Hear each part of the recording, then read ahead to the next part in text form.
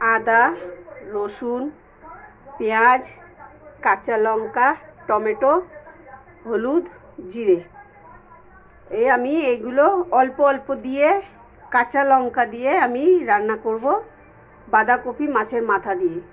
কেন এগুলো যদি বাচ্চারাও খায়, কাঁচা লঙ্কা রান্নাটা হলো খুব উপকারী, এতে পেটের কোনো প্রবলেম হবে না, পেটেও ব্যথা হবে না।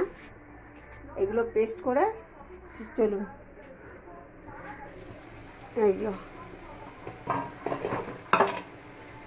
এই যে টমেটো দিয়ে মটরশুঁটি দিয়ে এই বাঁধাকপির তরকারি হচ্ছে মাছের মাথা দিয়ে, আলু দিয়ে, হ্যাঁ, কাঁচা লঙ্কা দিয়ে করা হচ্ছে।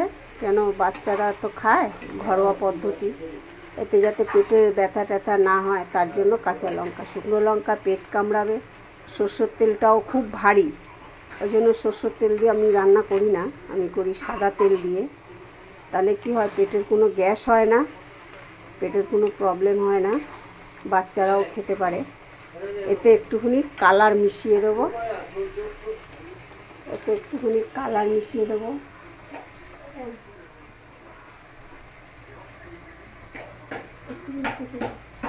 এতে কালার মিশিয়ে দেবো যাতে দেখতে একটু সুন্দর হয়। কিন্তু শুকনো লঙ্কা আর সর্ষের তেল দিয়ে আমি রান্না করছি না।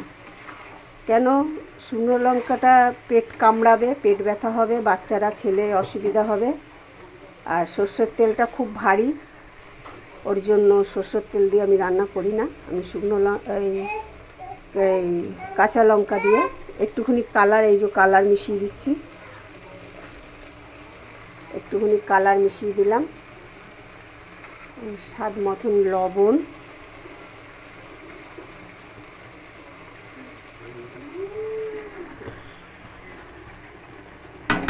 দিয়ে আর হলুদ দিয়েছি।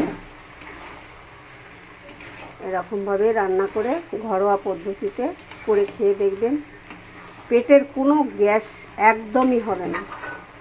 কেন, আমরা তো অপারেশনের রোগী, আমরা এগুলো বেশি রিচ বা শুকনো লঙ্কা এগুলো আমরা খেতে পারি না।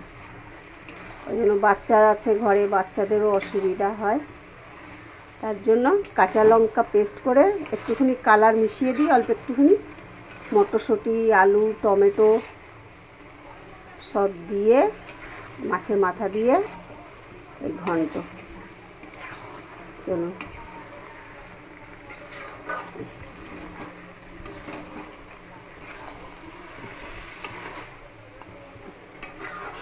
দেখুন হয়ে গেছে। এরকম করে কাঁচা লঙ্কা দিয়ে সাদা তেল দিয়ে রান্না করে দেখবেন। সর্ষের তেলটা খুব ভারী, এতে পেটের খুব গ্যাস হয়ে যায়, পেট ফুলে ওঠে। এটা যদি এরকমভাবে করে খেয়ে দেখতে পারেন তাহলে বুঝতে পারবেন যে সাদা তেলে উপকার না সর্ষের তেলে উপকার। সাদা তেলে সবথেকে ভালো, এটা হালকা, কোনো পেটের ব্যথা বা গ্যাস, পেট ফোলা এগুলো হয় না। আর কাঁচা লঙ্কা একটুখানি কালার মিশিয়ে দিলেই হয়ে যায়, যাতে বাচ্চারা খেতে পারে। আপনাদের যদি ভালো লেগে থাকে লাইক, শেয়ার, সাবস্ক্রাইব করে দেবেন। আর রান্নাঘরে রুমা। দেখুন বাঁধাকপি হয়ে গেছে।